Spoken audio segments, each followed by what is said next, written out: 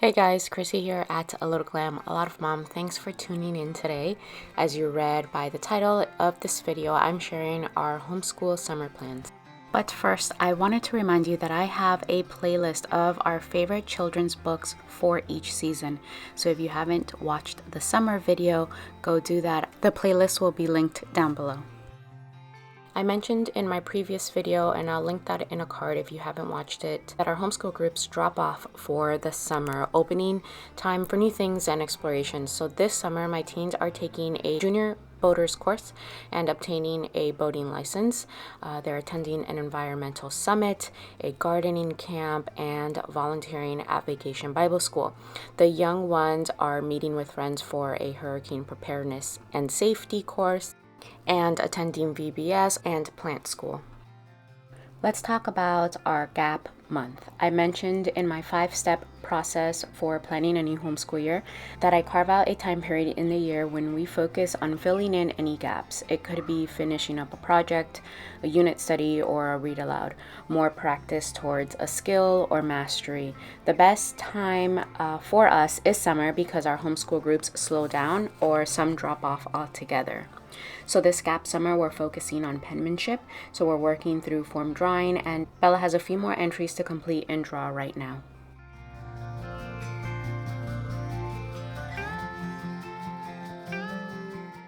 We're continuing with math in the garden. Everyone here is loving this. Unfortunately, the only way to find this resource right now is to keep an eye out for a used copy. As of right now, it's out of stock on the supplier's website. Pollination Station by Firefly Nature School was in my spring plans, but I decided to save it for this month because June is Pollinator month. In this resource, we're learning what pollination is and all about pollinators.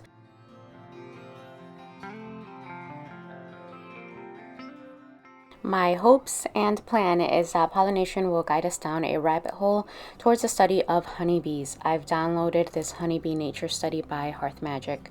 We'll study the anatomy and life cycle of a honeybee, the stages of honey production, along with recipes utilizing honey as the star ingredient, some fun worksheets, and a felting project.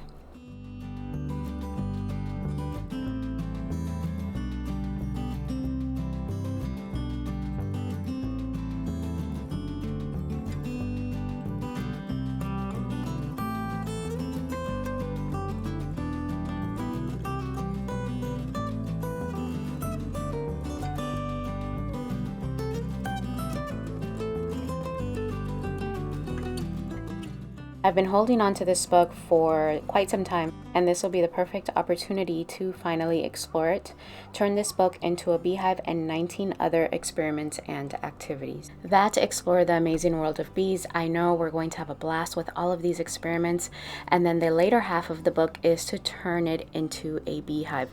Not sure that I can destroy this book, so we'll find out if we end up finishing with that project or not. I've mentioned in the past how this series of peek-a-through picture books by Brita Teckentrup are some of our favorite for the younger preschool kindergarten years, and so we have this one on bees, and through this book we can see the details of a bee's active day as they work along together with plants to produce a healthy and beautiful environment. And of course, as with any other nature study, always referencing to Nature Anatomy by Julia Rothman. So I did mention earlier about a gap summer, and so The Wind in the Willows is rolling over. I've learned that with these type of classics, we need to slow down. So we love that these classics expose us to complex and rich vocabulary and language, but for the same reason, we need to take our time with them. Another classic that we're diving back into is the Burgess Seashore book. This is great to come in and out of because of the short chapters and stories. These wonderful stories have so much educational value about the Atlantic shoreline and habitats.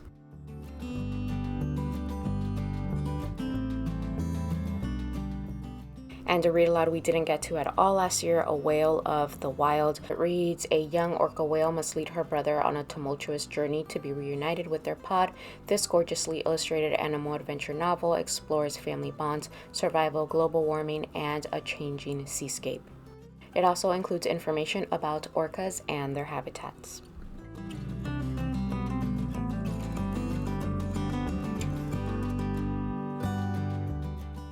An interest or rabbit hole that has just naturally unfolded out of our time spent in nature is entomology.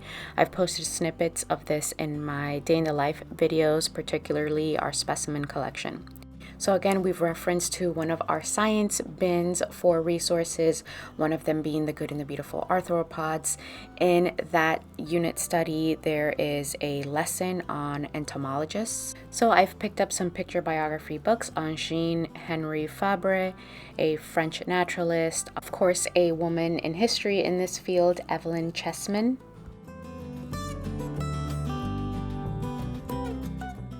I've already read through the biography on Maria Marion, the girl who drew butterflies, but that was for a teenager and up, so I picked up a picture book, The Bug Girl, on Maria for the kids, along with a logbook on our specimen findings, a new field guide, and some resources that we owned already. Juneteenth is approaching next week, and so we'll explore these books again. This year, I am looking for a book guide or writing prompt that I can pair with this, mostly for Bella. I haven't purchased anything yet, but I can link down below the resources that I am browsing.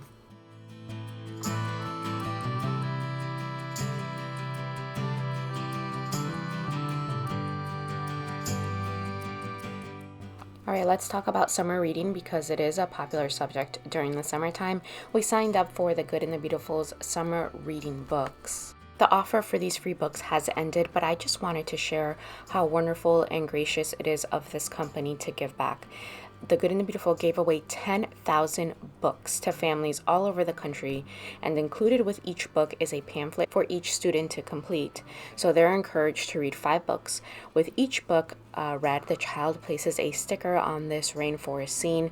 The idea is that upon completion of the scene or reading the 5 books, the child receives the free book as a prize. Of course, you can always choose to change that prize or the conditions to tailor your family. We're not utilizing this as prompted, but we are super excited to dive into the Good and the Beautiful original publications.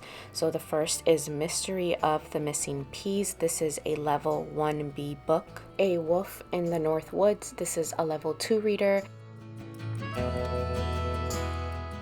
Tino and the Typhoon, a level 5. It reads, in the coastal Philippine village lives a boy named Tino, the lighthouse keeper's son.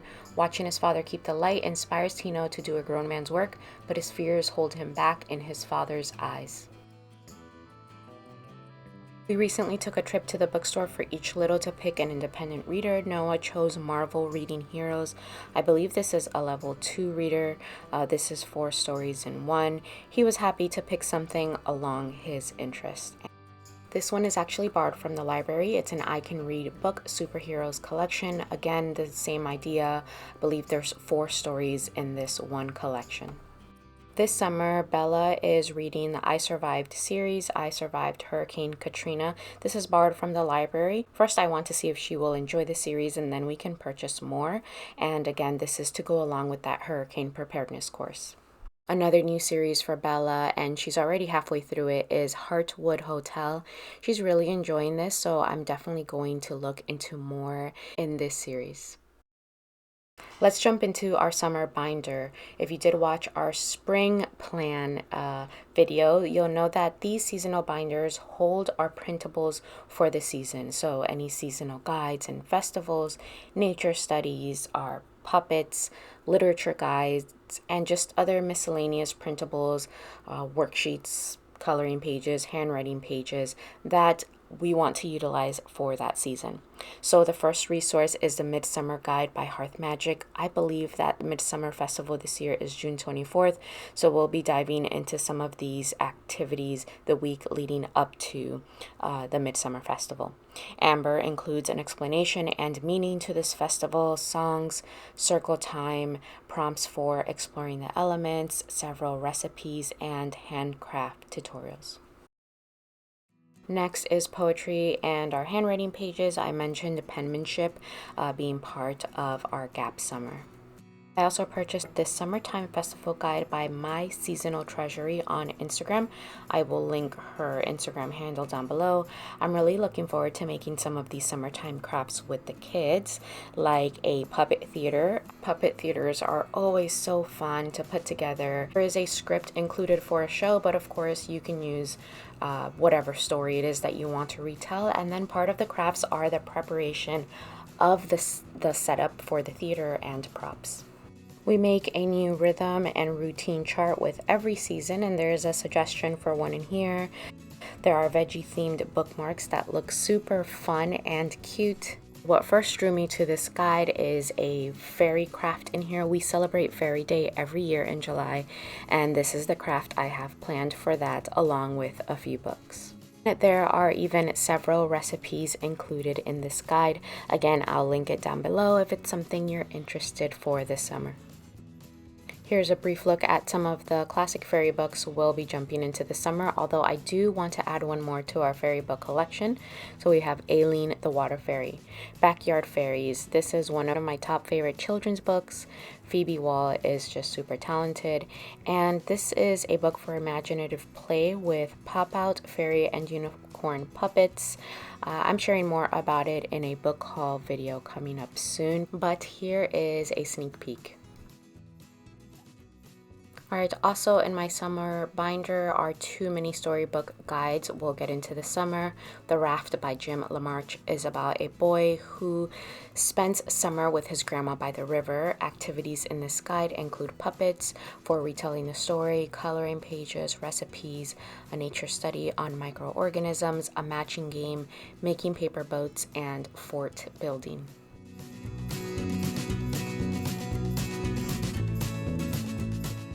The next storybook guide is Big Al.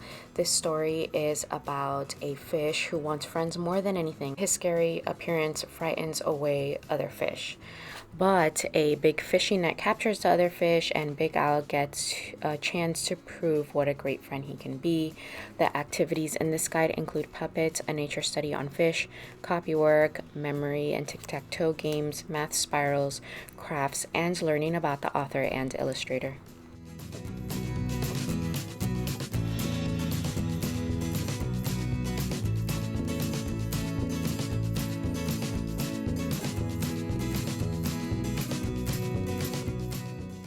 Big Al's ocean theme will lead us into a marine biology study. Again, this is something that I rolled over from last year, and I think I'd attempted to also dive into this years prior, but that's okay. We do have living experiences. We just haven't jumped into this resource. So we're going to be utilizing the Good and the Beautiful's marine biology. Some of the lessons in this unit are on tides, coral reefs, marine invertebrates, marine reptiles, fish, sharks, marine mammals, and marine birds. You guys, if my voice seems to be coming in and out, that's because it is. I have a little throat thing going on, besides the fact that these videos require so much talking, so please pardon my vocal cords. The read-alouds we'll pair with this unit will be Tino and the Typhoon, A Whale of the Wild, and the Burgess Seashore book for children. I also have some living books to use as a spine as well, like a guide on Florida's seashells, a living math book, the beautiful Ocean Anatomy guide by Julia Rothman, Curious Parts and Pieces of the World Under the Sea. I have also completed my Welcome to the Museum collection with the newest title, Oceanarium, and I will give you an inside look in my upcoming book haul. Besides those beautiful living books and the Good and the Beautiful unit study, we also have an entire bin worth of resources I've been accumulating over time. In our ocean bin, we have picture books, including picture biographies, reference and activity books, easy readers, printables, puzzles, and games. I've posted a video about our geography shelves and bins, although an updated one is probably due. However, I never did a video about our science bins. If this is something that's of interest and that you guys would like to see, let me know in the comments down below and I can start working on it.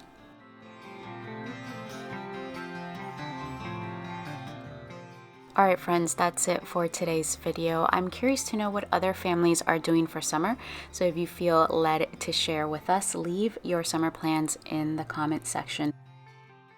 My wish for you this season is just that you live in sunshine. And with that, I will leave you with a poem by F. Scott Fitzgerald. And so with the sunshine and the great burst of leaves growing on the trees, just as things grow in fast movies, I had that familiar conviction that life was beginning over again with the summer.